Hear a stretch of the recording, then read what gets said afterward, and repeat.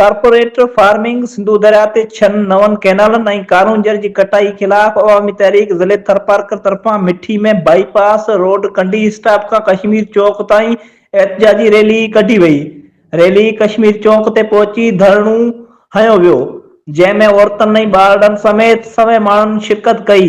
कारूंजर जी कटाई बंद करियो, कैनाल ठाहिण, सिंध सुकाइण बंद करियो, कॉर्पोरेट फार्मिंग मनसूबा ख़त्म करियो, ज़मीननि ते कब्ज़ा करण बंद करियो जे नारनि जा मिठी में पड़ादा।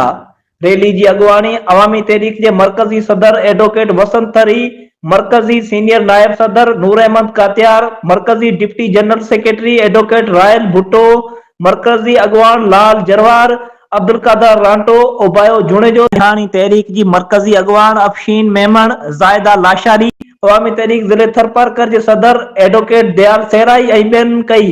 उन मौके ते ॻाल्हाईंदे अवामी तहरीक जे अॻुवाननि चयो त अरसा खे सिंध सुकाइण जो को इख्तियार कोन्हे। चोलिस्तान रिथा लाइ पाणी जी दस्तियाबी जो सर्टिफिकेट ॾेई अरसा मुल्की आइन खे पेरनि हेठां लताड़ियो आहे।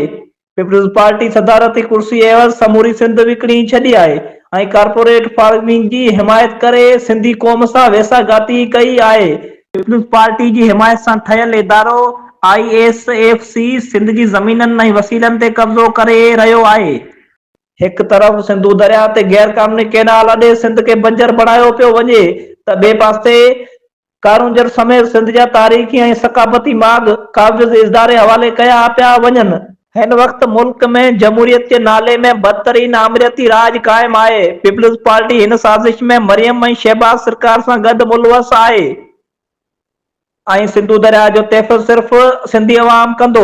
सिंधी अवाम पंहिंजी दरिया जे तहफ़्फ़ुज़ लाइ विढ़ंदो ऐं पीपल्स पार्टी सां आमिर ज़िया, मुशर्रफ ऐं अयूब जहिड़ो अशर कंदो। वधीक ख़बरनि में अपडेट लाइ ॾिसंदा रहंदा थर जो ऐलान मिठी थरपारकर।